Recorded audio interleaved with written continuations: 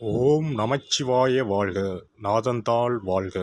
இமைப்பொழுதும் என் நெஞ்சில் நீங்காதான் தாழ் வாழ்க. வாழ்க வளமுடன். அனைவருக்கும் இனிய வணக்கங்கள். சூரியன் மகரம் ராசியில் சஞ்சரிப்பது தை மாதம் என்று அழைக்கப்படுகிறது. இதனை மகர மாதம் என்றும் அழைப்பார்கள். மகர ராசிக்குள் சூரியன் நுழைவதே மகர மாதம் ஆகும். பொதுவாக எந்த ஒரு நல்ல செயலையும் தை மாதத்தில் ஆரம்பிப்பதுதான் வழக்கம். இம்மாதத்தில் தான் சூரியன் தன்னுடைய வடதிசை பயணத்தை தொடங்குகிறார். உத்தராயண காலம் ஆரம்பமாகிறது. அதாவது தேவர்களின் உலகிற்கு தட்சிணாயனம் எனப்படும் 6 மாத இரவு காலம் முடிந்து உத்தராயணம் என்னும் 6 மாத பகல் காலம் ஆரம்பமாகும் என்பதே தை மாதத்தின் பெருமையாகும். தை பிறந்தால் வழி பிறக்கும் என்பார்கள்.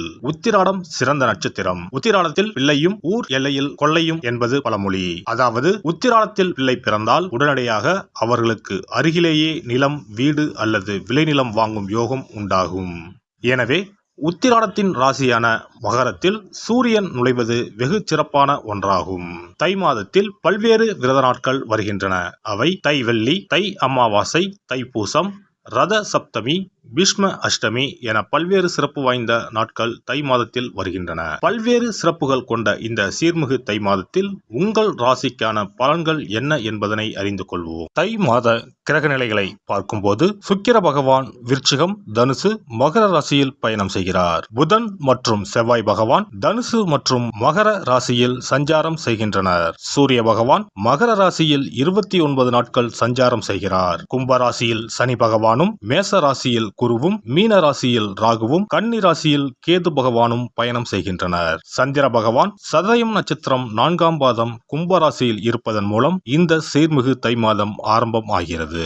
இந்த கிரக அமைப்பால் உங்கள் வாழ்வில் இப்படியும் நடக்குமா என வாயை பிளக்கும் அளவுக்கு நன்மைகள் நடைபெற உள்ளன. உங்களின் வளர்ச்சியை கண்டு நீங்கள் கடவுளாக பார்க்கும் உறவு ஒன்று உங்களுக்கு எதிரியாக வர வாய்ப்புண்டு. அது யாராக இருந்தாலும் எவராக இருந்தாலும் உங்களிடம் இருந்து சற்று தள்ளி இருப்பதே உத்தமம். தனுசு ராசி அன்பர்களே, இந்த தை மாதத்தில் தான் இனிமையான உயர்வு சம்பவங்கள் நிறைய ஏற்பட போகிறது. குறிப்பாக மூலம் மற்றும் உத்திராடம் நட்சத்திரக்காரர்கள் அற்புதமான மகிழ்ச்சி ஏற்றங்களை சந்திக்க இருக்கிறார்கள்.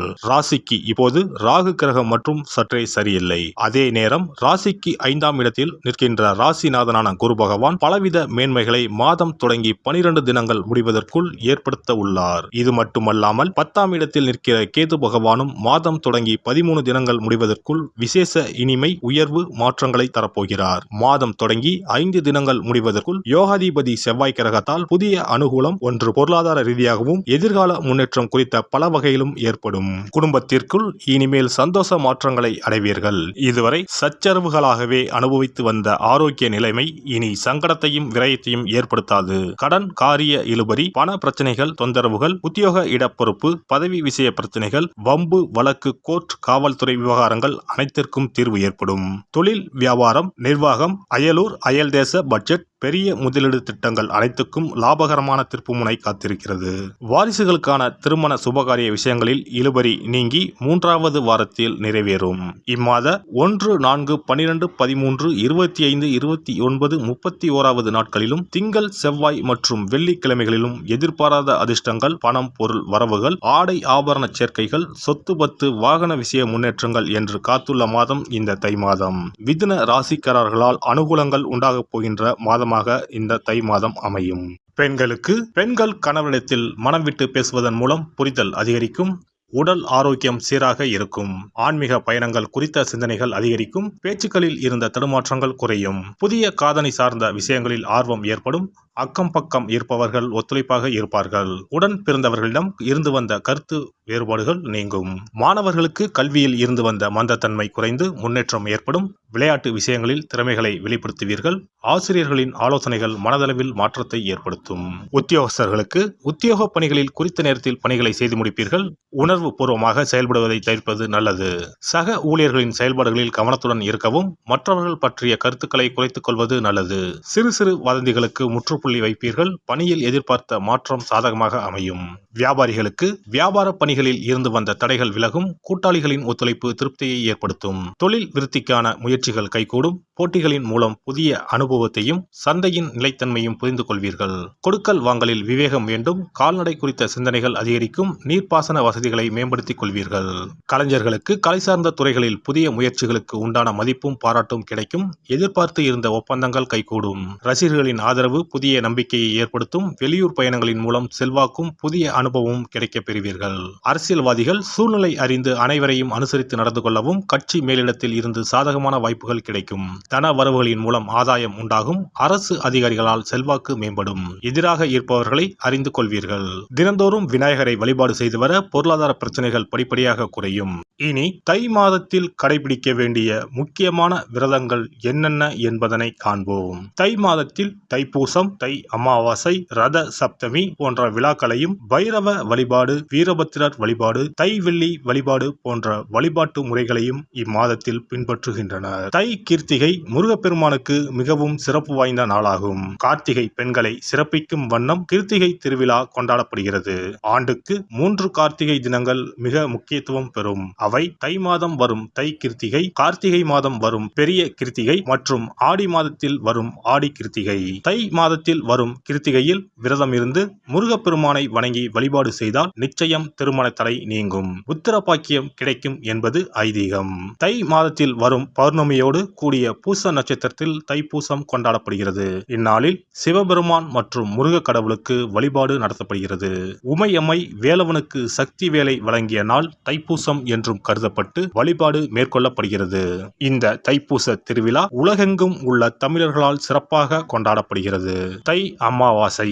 தை அமாவாசை அன்று மக்கள் தங்கள் முன்னோர்களுக்கு தர்ப்பணம் எனப்படும் வழிபாட்டினை மேற்கொள்கின்றனர். ஆறு, குளம், கடல் போன்ற நீர்நிலைகளில் இவ்வழிபாடு மேற்கொள்ளப்படுகிறது. தை மாத அமாவாசையும் ஆடி மாத அமாவாசையையும் மகாலய அமாவாசையையும் முன்னோர்களுக்கான வழிபாட்டிற்கு உகந்தவை என கருதப்படுகின்றன. இவ்வழிபாட்டின் மூலம் தாங்கள் செய்த பாவங்கள் நீங்குவதாகவும் குழந்தை பேறு, குடும்பத்தில் ஒற்றுமை, சுபிட்சம், மகிழ்ச்சி ஆகியவை கிடைப்பதாகவும் கருதப்படுகிறது. ரத சப்தமி.